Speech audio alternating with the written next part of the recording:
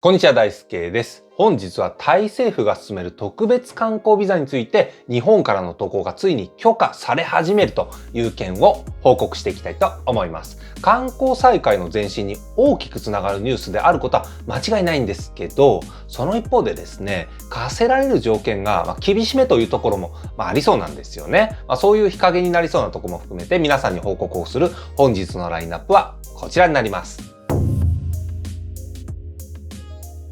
1、特別観光ビザによるタイ入国条件。2、隔離期間中にゴルフができるって本当？3、日本政府が同様のビザを取り入れる可能性についてお話をしてまいります。本チャンネルでは世界各国への渡航緩和の最新情報をお届けしてまいります。コロナ明けの海外行き待ち望んでいる方、チャンネル登録をして一緒にニューノーマルトラベラーになりましょう。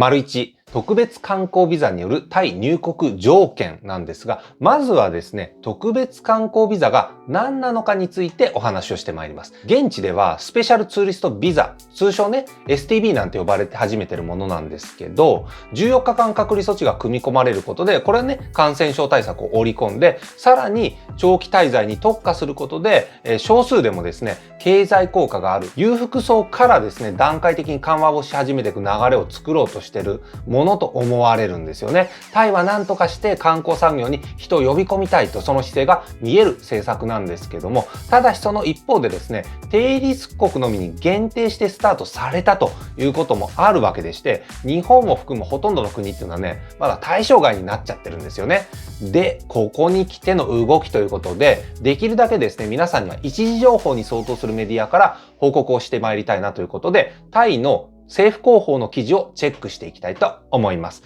12月9日にアップされたばかりのものですね。こんな感じです。タイ入国に関する条件の緩和についてというタイトルでして、内容としてはですね、低リスク国のみに限定することなく、すべての国からの入国を許可していこうねというものでした。長期滞在者の入国についてというくだりがあったので、これはね、特別観光ビザのことを言ってるものと理解ができます。特に例外になりそうなね、表記がありませんでしたので、日本も含むものと理解することができるんじゃないかと思うわけです。これ以上の詳細が政府広報にはね、記載がありませんでしたので、参考情報として以前ね、こちらの動画で皆さんに報告をしていた時の特別観光ビザのね、条件おさらいしていきたいと思います。こんな感じでした。このビザではですね、90日間の滞在が可能だということで、さらに2度延長できるようなんですよね。なんで最大で270日間のタイでの滞在が可能ということで、14日間の隔離措置に同意する必要があるんですよね。そして申請料金というのが2000バーツなんで、日本円で約ね、7000円弱ということですけど、最低滞在日数が30日間ということでね、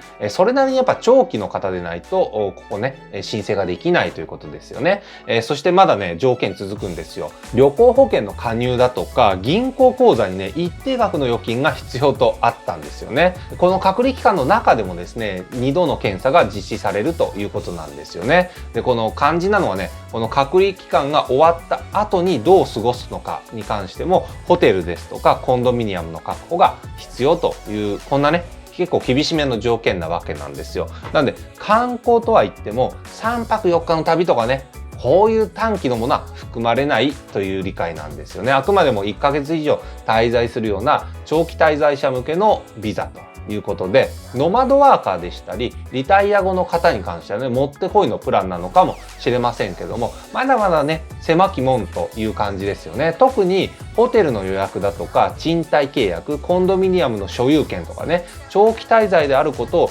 証明する必要があるという点なんかは、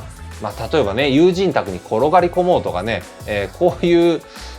ケースはね、多分ダメなんじゃないかと思われるんです。これを見るとね、富裕層をターゲットにしてるということがなんとなくね、伺えますよね。そしてですね、こんな話もあったんですよ。タイでの14日間の隔離期間中、マッサージだとかスーパーへのね、訪問を可能にする、こんなね、計画が浮上ということで、この隔離期間中にも何かしらのサービスを受けられる措置がね、検討されているということで、さすがタイ政府と持ち上げてたんですけど、こちらが実現されているのかどうかっていうのは、今のところね、僕はまだ存じ上げておりませんので、もし現地の状況を知ってる方がいたら、コメント欄でね、教えてもらえると嬉しいなと思います。なかなかベールに包まれている特別観光ビザなんですが、またちょっとしたね、ユニークな取り組みも検討されているみたいなので、こちらも紹介していきたいと思います。丸2。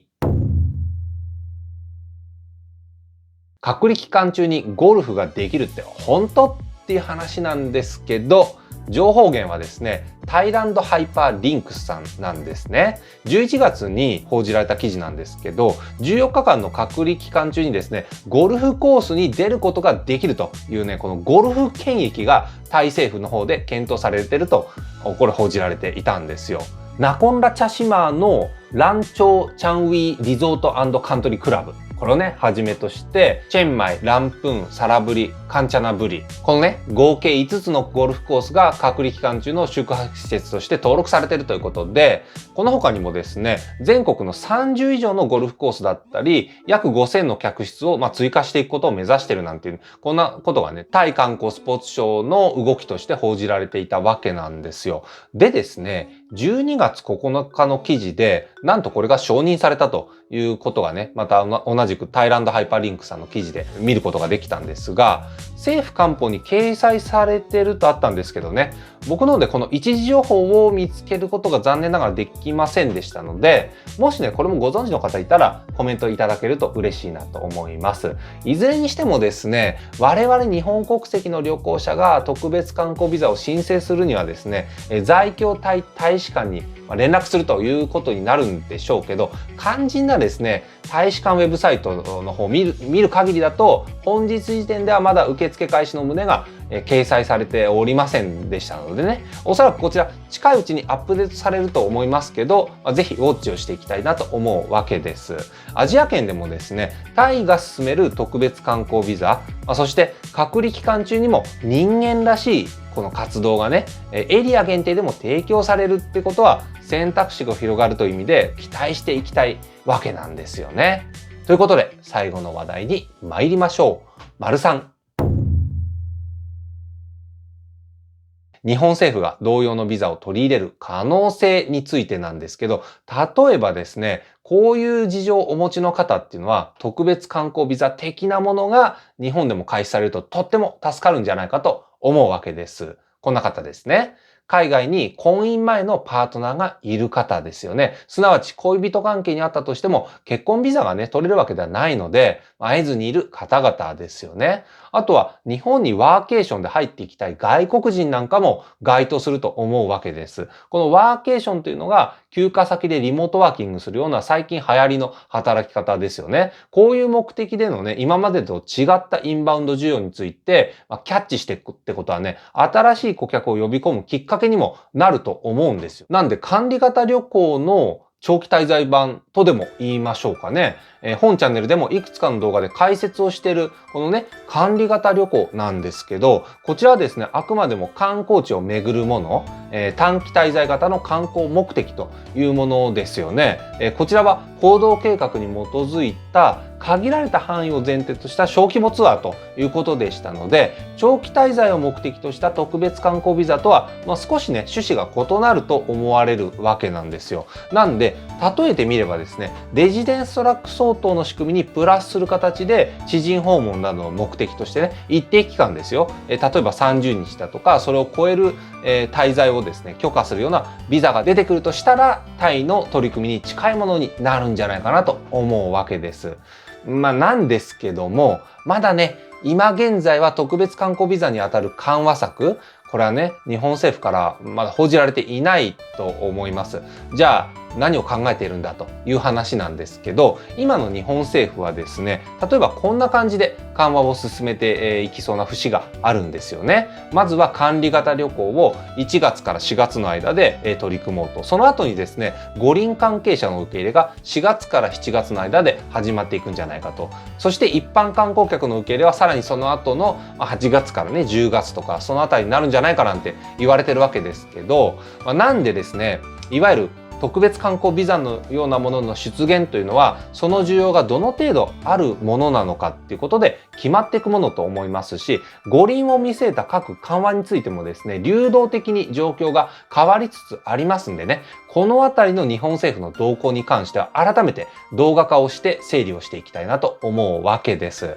ということで、本日は特別観光ビザ、ついに日本を含め全世界を対象に緩和へ、タイ政府の判断、入国条件について解説をさせていただきました。こんな感じでね、一見すると GoTo トラベルも一時停止の報道が流れてる今ですけども、